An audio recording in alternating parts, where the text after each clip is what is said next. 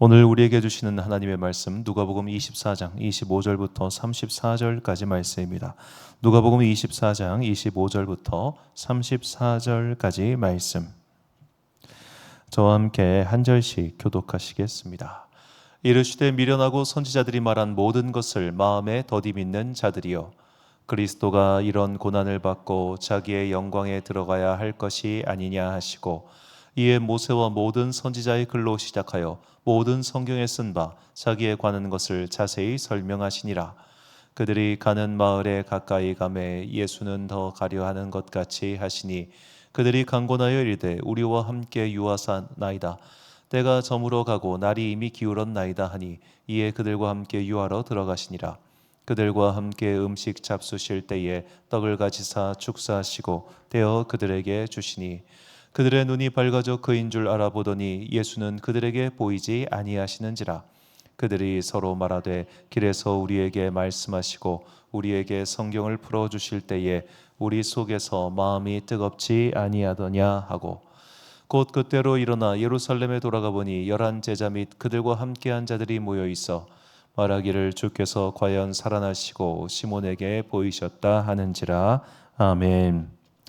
믿음의 성격 유형을 따르라 라는 제목으로 하나님의 말씀 선포하겠습니다. 자기 MBTI 검사 요즘 사람들이면 아마 한 번쯤 해보셨을 거라고 생각합니다.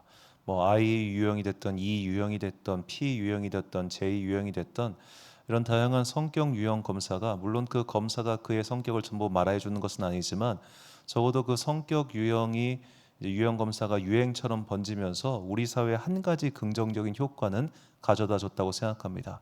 그것은 나와 다른 사람을 조금은 이해하는 마음입니다.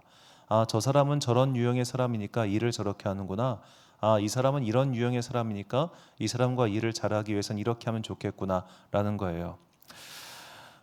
제가 아는 이제 집사님 중에도 저와 똑같은 성격 유형에 가진 분이 계시는데, 저도 이제 파워 J형이어가지고 저는 최소한 일주일에 일과표가 나와 있고 그 일과표대로 시간이 진행되지 않으면 굉장히 스트레스를 받는 사람입니다. 그래서 갑자기 뭘 시키거나 갑자기 어떤 일이 발생하면 마음에 큰 어려움이 있는 사람인데, 그런 류의 사람들은 이제 그런 류의 사람들과 함께 일할 때는 딱 스케줄러처럼 일을 해가지고 내일 이거 하시고 다음 주에 이거 하시고 이런 월간, 주간, 혹은 분기 단위 이런 게 편해요. 또 그분도 그런 게 좋고요. 그런데 이제 그런 것과 관계없는 제가 즉흥적인 형들이 있어요. 이제 그런 사람들은 이제 여행 갈 때도 굳이 빽빽하게 여행 계획 짜지 않고 가가지고 먹고 싶은 거 먹고 가가지고 현지에서 해결하고 이런 유형의 사람이 있단 말이에요. 그러니까 이 둘이 같이 있으면 힘들죠. 우리는 이렇게 어떻게 보면 성격 유형을 통해서 이 사람은 이런 특성, 저 사람은 저런 특성이 있다는 걸 이제는 조금 이해하게 됐습니다. 성격 유형과 마찬가지로 믿음에도 유형이 있다는 겁니다. 각각의 사람이 다른 것처럼 하나님께서도 우리 각자를 각각의 모습대로 만나 주십니다. 하나님을 거대한 원이라고 생각해 봅시다. 그리고 우리는 그 원과 접하는 점, 그러니까 그 점들이 각각 다를 거예요. 누군가는 여기서 만날 수 있고 누군가는 저기서 만날 수 있습니다. 각자의 만난 방식과 방법과 모양과 형태가 다르기 때문에 우리가 하나님을 믿는 믿음의 삶의 겉모양도 달리 나타난다는 겁니다. 어떤 사람은 말씀을 읽고 연구하는 가운데 하나님을 만나기도 합니다. 또 어떤 사람은 기도하는 가운데 만나기도 합니다. 또 어떤 사람은 하나님의 강권하시는 역사의 한 장면 속에서, 정말로 강력한 부르심 속에서 하나님을 만나기도 합니다. 성경은 그 각각의 유형의 사람들의 모습을 우리에게 알려주고 있습니다. 오늘 먼저 엠마오로 간 두 제자는 말씀을 풀어주실 때 하나님을 만나죠. 본문 27절과 31절을 보니까, 이에 모세와 모든 선지자의 글로 시작하여 모든 성경에 쓴 바 자기에 관한 것을 자세히 설명하시니라. 그들이 서로 말하되 길에서 우리에게 말씀하시고 우리에게 성경을 풀어주실 때에 우리 속에서 마음이 뜨겁지 아니하더냐 하고, 그들이 예수님께서 성경을 풀어주실 때 그들은 성령님을 만났습니다. 자, 하나님 만남, 성령님 체험, 뭐 이것은 다 똑같은 말입니다. 자, 그렇게 성령님을 만날 때 이렇게 말씀을 풀어주시는 가운데 성령님을 만나는 사람들의 이야기도 있습니다. 자, 사도행전 17장을 보면 전부 다 이런 유형의 사람들이에요. 그러니까 데살로니가 교회도 그렇고 베레아 교회도 그렇고 아테네의 사람들도 그렇고 사도 바울이 성경을 풀어서 설교하고 설명할 때 그들은 하나님을 믿게 되었습니다. 자, 누군가는 지금도 이렇게 믿는 사람들이 있습니다. 뭐 대표적으로 어거스틴 같은 사람이 그런 사람이었는데, 아우구스티누스. 자, 성경에 있는 지식들, 성경에 있는 신학적인 지식들, 그런 논리들, 이런 것들을 누군가가 차근차근 잘 설명했을 때 그에게 믿음이 들어왔습니다. 반대로 그런 것들이 설명되지 않았을 때 그는 믿지 않았습니다. 그러니까 어찌 보면 굉장히 단순한 방식으로 이렇게 복잡하게 생각하지 말고 그냥 믿어 라고 했을 때 그 말에 굉장히 발발심을 갖는 분들이 의외로 많습니다. 그러니까 그런 분들에게는 조금 어떻게 보면 자세하게 설명해주고 풀어줬을 때 오히려 그들 마음 가운데 변화가 일어나고 행동 양식의 변화가 일어난다는 거죠. 이렇게 하나님께서는 각자의 기질과 상황에 따라서 다른 방식으로 만나주신다는 겁니다. 자, 이렇게 하나님께서 우리에게 맞춤 방식으로 각각 다른 방식으로 만나주시기 때문에 우리의 믿음 생활에서 정말 중요한 것 중 하나가 뭐냐면 그 사람의 믿음의 양식을 존중해 주는 겁니다. 어떤 사람은 성경 공부가 즐거운 사람이 있습니다. 어떤 사람은 기도하는 게 즐거운 사람이 있습니다. 또 어떤 사람은 찬양하는 게 즐거운 사람이 있고 또 어떤 사람은 봉사 가운데 하나님을 만나는 사람도 있습니다. 예를 들어 그 유명한 로렌스 형제 같은 경우는 그가 감자를 깎다가 하나님을 만나요. 식당에서 감자를 깎으면서 준비를 하다가 그때 하나님의 깊은 임재를 만나게 됩니다. 감자 깎다가도 하나님을 만날 수 있는데요. 각자가 만나는 방식과 시간과 양태가 다르다는 것은 하나님께서 우리 각 사람이 다른 존재라는 것을 그만큼 인정해 주시고 존중해 주신다는 것을 의미합니다. 하나님께서 우리의 다름을 인정해 주시고 존중해 주신다면 나 또한 다른 사람의 그런 것들을 존중해 주고 인정해야겠죠. 어떤 사람은 통성 기도가 좋은 사람이 있습니다. 또 어떤 사람은 방언 기도가 좋은 사람이 있습니다. 어떤 사람은 조용히 기도하는 묵상 기도가 어울리는 사람이 있습니다. 자, 믿음이라는 것은 결국 하나님을 만나는 것을 뜻하고 믿음 생활은 그 만남에 대한 나만의 응답이라고 저는 그렇게 정의를 내려보고 싶습니다. 그렇기 때문에 나의 믿음 생활은 내가 어떻게 어느 방식으로 하나님을 만났는가, 결국 하나님께서는 우리 각자의 자유의지를 존중하시기 때문에 정말로 그 방향 속에서 우리는 각자 믿음의 방식들을 선택하면 되는 거예요. 우리는 굳이 저 사람은 저렇게 하나님을 만나고 있는데 나도 저렇게 만나고 싶다를 굳이 부러워할 수는 있지만 그렇게 되지 못하는 것에 대해서 자책할 필요는 없다는 겁니다. 저는 예전에 그런 걸 굉장히 자책하는 사람이었습니다. 나도 왠지 저렇게 만나고 싶고 저렇게 하고 싶은데 그게 안 되는 제가 되게 힘들었어요. 그래서 하나님, 나도 좀 그렇게 해보고 싶어요. 나도 누군가처럼 가서 나무도 좀 뽑아보고 누군가처럼 막 그런 것도 좀 해보고 싶어요. 그런 기도를 한 적이 꽤 있었습니다. 자, 그런데 하나님께서는 저에게 그런 식으로 만나주지 않으셨고 세월이 지나고 때가 지났을 때 하나님께서는 하나님의 방식대로 저를 만나주셨습니다. 우리는 다른 사람의 믿음 생활의 양태를 너무 부러워할 필요도 없습니다. 또 그것이 되지 못했다고 해서 자기를 자책할 필요도 없습니다. 성령님의 일하심에 대해서 요한복음은 이렇게 이야기합니다. 요한복음 3장 5절과 8절을 보니까 예수께서 대답하시되 진실로 진실로 내게 이르노니 사람이 물과 성령으로 나지 아니하면 하나님의 나라에 들어갈 수 없느니라. 바람이 의미로 불매 내가 그 소리는 들어도 어디서 와서 어디로 가는지 알지 못하나니 성령으로 난 사람도 다 그러하니라. 아멘. 자, 성령으로 난 사람이 다 바람과 연결시켜 놨습니다. 바람은 자유롭고 바람은 형태를 우리가 정의 내릴 수 없지요. 그렇다는 것은 우리의 만남도 모두가 다 하나님의 자유의지, 하나님의 자유하심 가운데서 각자의 방식으로 만나고 있습니다. 그래서 우리는 그 만남의 방식을 존중해 줄 알아야 합니다. 이것이 우리 믿음 생활에서 굉장히 중요한 부분입니다. 자, 지금 이제 세계에서 일어난 일들에 대해서 조금 관심을 가지고 계시다면 이란과 이스라엘 사이에 어마어마한 미사일과 로켓이 막 날아다니고 그런 일들이 벌어지고 있죠. 자, 이란과 이스라엘이 왜 이렇게 서로 원수가 돼가지고 이스라엘은 자, 이란 쟤네들은 분명히 핵무기 생기자마자 우리한테 쏠 애들이니까 절대로 핵무기 만들어 놓게 내비둘 수 없어 해가지고 막 그냥 핵 과학자 다 죽이고 왜 저런 짓을 하고 있을까? 자, 연원을 따지고 올라가 보면 1979년 이후입니다. 1979년에 이제 이란이 혁명이 일어나가지고 이슬람 혁명이 일어나서 이란 왕조를 무너뜨리고 이제 지금 호메이니 같은 그런 극렬한 이슬람 시아파 사람들이 이란의 정권을 찬탈하죠. 그 전까지는 테헤란 거리에서 뭐 여성분들이 자유롭게 다니고 했는데 그 이후부터 모두가 다 두루카 쓰고 이러가 있는 그런 아주 극렬한 이슬람 국가가 되었습니다. 그렇게 이란이 극렬한 이슬람 국가가 된 이후에 그들의 눈은 이제 주변 나라들로 향하기 시작합니다.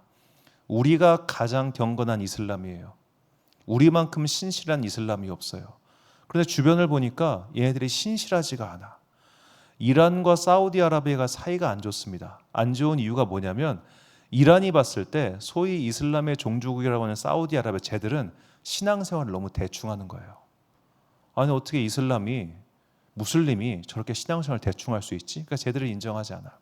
그리고 저쪽 이제 팔레스타인에서 고통당하고 있는 우리 이슬람 형제들, 저들도 구원해 줘야 돼.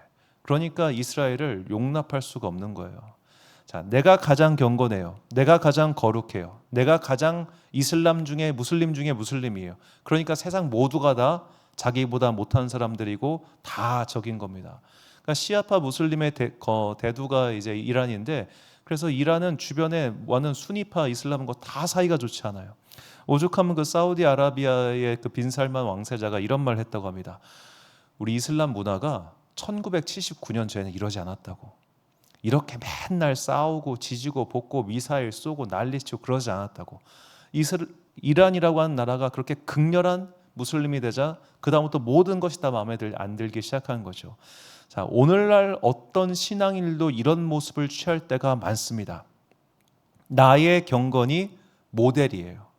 나의 경건이 기준이에요. 내 신앙생활대로 하지 않으면 너는 틀렸다라고 말하는 사람들이 정말로 있습니다.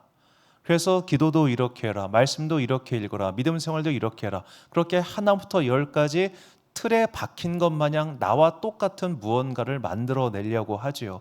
그런데 성경은 우리에게 그렇게 말하지 않습니다. 사도 바울이 말합니다.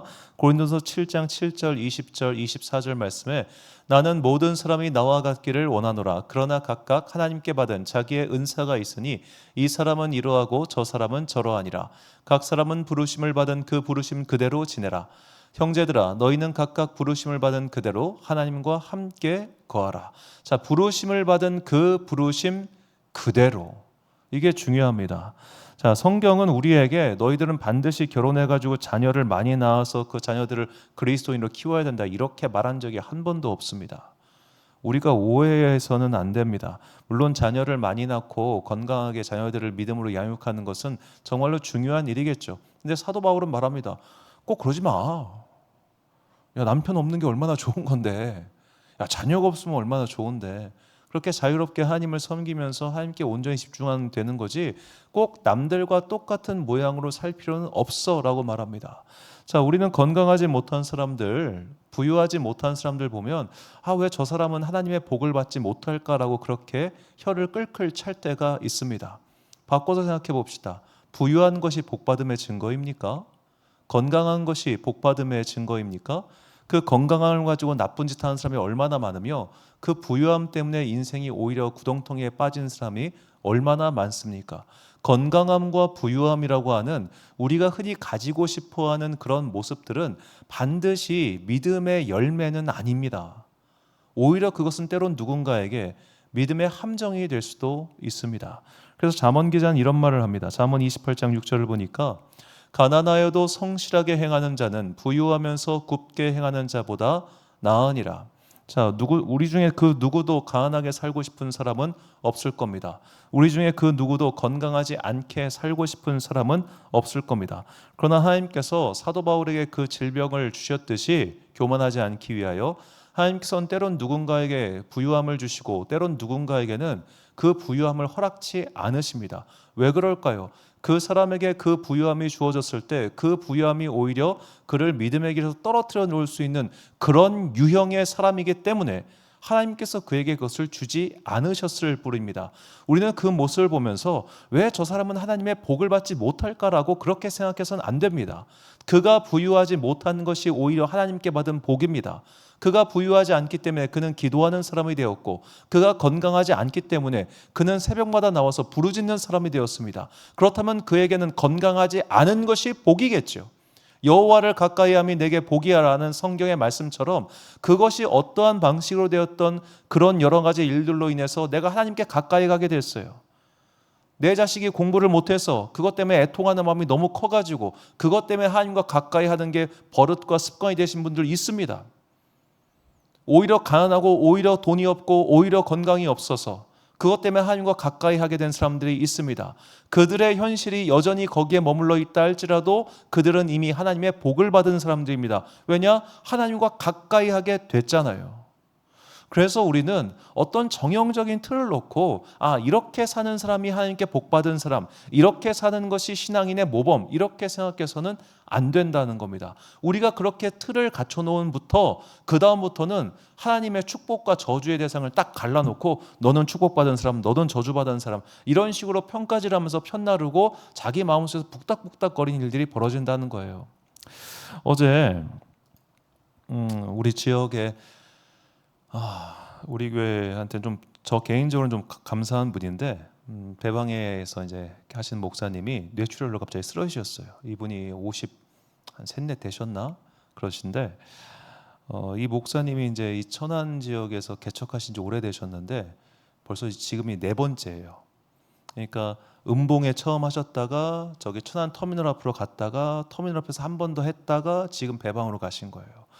그동안 날려먹은 돈이 얼마며 얼마나 어려웠겠어요.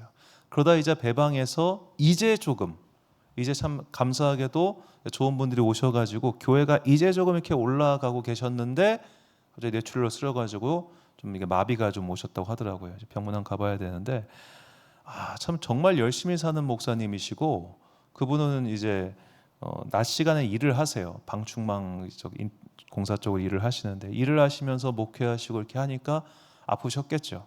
사모님도 일을 하셨던 걸로 알고 있는데 자 누군가가 봤을 때 저 사람은 참 복 못 받은 목사다. 누군가가 봤을 때 저 사람은 참 뭐가 안 풀리는 목사다. 이렇게 생각할 수 있을 겁니다. 겉만 보면 그렇죠. 개척한 지 10몇 년이 됐는데도 그렇게 그냥 힘들게 자녀 키우고 일하고 결국에는 마비 오고 그러나 하나님께서 보실 때 그의 인생의 가치가 어떨지를 우리가 어떻게 알 수 있겠습니까? 우리가 나의 방식, 나의 만남, 나의 생각을 절대적인 기준으로 삼는 순간부터 우리는 바리새인과 같은 교만함에 빠질 수밖에 없습니다. 그러므로 하나님께서 각자 다른 방식, 다른 모양, 다른 방법으로 만나주시고 우리의 믿음 생활 또한 그런 다름 속에서 반응이 일어난다는 것을 잊어서는 안 됩니다. 어떤 사람은 부유함 가운데 주님을 만나기도 하고 어떠한 사람은 가난함 가운데 주님을 만나기도 합니다. 어떠한 사람은 건강을 통해서 하나님을 만나기도 하고 어떠한 사람은 건강하지 못함을 통해서 만나기도 합니다. 어떠한 사람은 가정의 풍부한 은혜, 풍성한 은혜 가운데서 하나님을 만나기도 하고요. 어떤 사람은 오히려 그의 원가정이 박살나고 만나졌기 때문에 하나님을 더욱더 깊게 만나는 사람들도 있습니다. 하나님을 만남이 복이라고 한다면 그 복의 형태는 너무나 다양합니다. 그러므로 한 가지 형태만을 가지고 다른 사람을 판단하고 재단하고 그리고 억누르려고 하는 이 땅의 모든 잘못된 시도로부터 우리는 벗어나야 합니다. 하나님을 만나는 방식이 다르듯이 우리의 믿음 생활의 양태가 다르다는 것을 잊지 마십시오. 그때 우리는 비로소 이 진리가 주는 자유함이 무엇인지를 깨닫게 될 겁니다. 진리가 주는 자유함 가운데 거할 때 우리는 비로소 나와 다른 사람을 더 용서하고 용납하고 이해하고 받아들이게 될 거예요. 우리가 사도행전에 나오면 고넬료를 만날 때 이야기입니다. 베드로가 고넬료를 만나기 전에 어떤 일을 하냐? 하나님께서 환상 가운데서 음식을 보내주시죠. 그것은 부정한 음식이었습니다. 베드로가 말합니다. 나 평생 이거 먹어본 적 없어요, 하나님. 그런데 하나님께서 말씀하시죠. 야, 내가 거룩하다는 것을 네가 뭔데 안 먹어? 이게 두 번 나옵니다. 그러니까 그때부터 베드로가 생각이라는 걸 합니다. 그래? 맞나? 그러면서 고넬료를 만났을 때 이방인에게도 성령이 임하는 것을 보고서 하나님께서 내가 가지고 있는 기존의 생각, 관념을 깨뜨리시는구나, 이것을 체험합니다. 우리의 믿음 생활이 그래야 합니다. 반드시 이거 해야 된다, 반드시 이래야 된다, 그런저런 생각들에서 너무 묶여있지 마십시오. 그거에 묶여있는 순간부터 나도 거기에 묶이고 남도 거기에 묶이게 만들어버립니다. 그러면 믿음 생활이 즐거움이 하나도 없어요. 기쁨이 없어요. 우리가 누군가와 사람과 사람을 만날 때 그 만남이 강압과 억압에 의해서 만나면 그게 무슨 만남입니까? 그건 폭력이고 고문이지. 하나님께서 우리를 그렇게 만나주지 않으시는데 왜 내가 다른 사람에게 그렇게 만나야 한다고 강요하는 겁니까? 은근히 우리가 믿음 생활의 강요가 참 많습니다.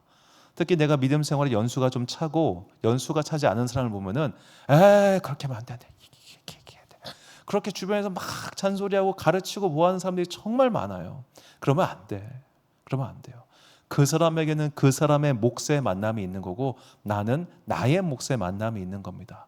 우리가 이렇게 서로 다른 그 만남의 자리를 인정할 때 우리를 통하여 하나님과의 만남 속에서 오는 자유, 평안, 행복이 넘쳐 흐르게 될 것입니다. 저는 우리 교회 공동체가 그렇게 서로의 다른 만남을 인정하고 그 만남 다름 가운데서 오히려 평안과 자유를 누리는 믿음의 공동체, 진리의 공동체가 되기를 소망합니다. 이 소망을 담은 말씀 디모데전서 4장 4절부터 5절 그리고 요한복음 8장 32절 말씀을 우리가 찬목소리로 봉독하겠습니다. 시작. 하나님께서 지으신 모든 것이 선함에 감사함으로 받으면 버릴 것이 없나니 하나님의 말씀과 기도로 거룩하여 짐이라. 진리를 알지니 진리가 너희를 자유롭게 하리라. 아멘. 사랑하는 지혜빛 광성교회 성도 여러분, 그리고 이 수요일 예배 함께 드리고 계신 귀한 주님의 자녀 여러분, 혹시 나는 내가 만난 하나님 체험, 내가 만난 하나님 경험을 다른 사람에게 너무 강요하는 그런 사람은 혹시 아닙니까? 기도는 이렇게 해야 되고 말씀은 이렇게 읽어야 되고 또 믿음 생활은 이렇게 해야 돼, 교회 생활은 저렇게 해야 돼 라면서 어떤 정형화된 틀 속에 그를 가둬두고 있지는 않은지요. 하나님께서 그를 어떻게 만나주신지 모르기 때문에 우리는 그와 하나님과의 만남을 존중해 줄 알아야 합니다. 하나님께서는 아직 바울이 되기 전 사울을 강권적으로 만나 주셨듯이, 모세를 강권적으로 만나 주셨듯이, 기드온을 강권적으로 만나 주셨듯이 그렇게 만나 주시는 경우도 있습니다. 어느 날 갑자기 그를 확 만나 주셔서 그의 삶을 확 변화시키는 사람도 있습니다. 그러나 말씀 가운데서 계속해서 깨달음을 주사 그의 삶을 점진적으로 변화시켜주는 그런 어거스틴 같은 사람도 있는 법입니다. 그렇기 때문에 너는 왜 아직 성령님을 체험하지 못해서 확 인생이 변하지 못하니, 그런 식으로 다른 사람의 믿음 생활에 압박을 줘서는 안 됩니다. 반대로 나는 왜 아직도 변하지 못하고 있을까, 그렇게 자책할 필요도 없습니다. 당신의 변화는 점진적인 변화인 겁니다. 그 사람의 변화는 그 사람의 변화일 뿐입니다. 자꾸만 다른 사람의 변화와 나의 변화를 비교해가지고 나는 왜 아직 만나지 못했지? 혹은 너는 왜 아직 만나지 못했니? 라고 손가락질하거나 정죄하지 마시고 각자의 만남 가운데 이 하나님 만남의 자유를 누리고 서로의 만남을 존중해주는 그런 아름다운 믿음 공동체 이루어가는 여러분과 제가 되시기를 주님의 이름으로 축원합니다. 기도하겠습니다. 사랑과 풍성하신 아버지 하나님, 참으로 감사합니다. 주님께서는 우리의 자유의지를 존중하시고 우리에게 자유를 주시기 위해서 많은 것들을 양보해 주셨기 때문에 오늘도 그 만남을 억지로 강압적으로 하지 않으시고 자유로운 방식으로 나에게 맞춰서 은혜를 베풀어 주시는 아버지 하나님이심을 믿습니다. 주님께서 이렇게 우리의 자유를 존중해 주셨듯이 나 또한 다른 사람이 하나님과의 만남의 방식을 존중할 수 있는 사람 되게 하여 주옵소서. 나의 경험과 나의 생각과 나의 방식을 일방적으로 밀어붙이지 않고 그와의 만남, 때로는 내가 볼 땐 더디고 때로는 내가 볼 때 답답해 보여도 그 순간과 그 만남의 과정을 존중할 수 있는 마음 넉넉한 사람들 되게 하여 주옵소서. 이렇게 우리가 진리 앞에 순종하고 진리를 통하여 우리의 자유의 영역을 넓혀 나갈 때 하나님께서 주시는 그 이전에는 만나지 못했던 놀라운 은혜가 우리 가운데, 우리 공동체 가운데 임할 것을 믿습니다. 이 만남을 통하여 날마다 하나님과의 새로운 만남을 사모하고 그 만남을 통해 하나님의 경험을 날로 확장해 나아가는 거룩한 주의 자녀들 되기를 간절히 소망하오며, 이 모든 말씀 우리 구주 예수 그리스도의 이름으로 기도드립니다. 아멘.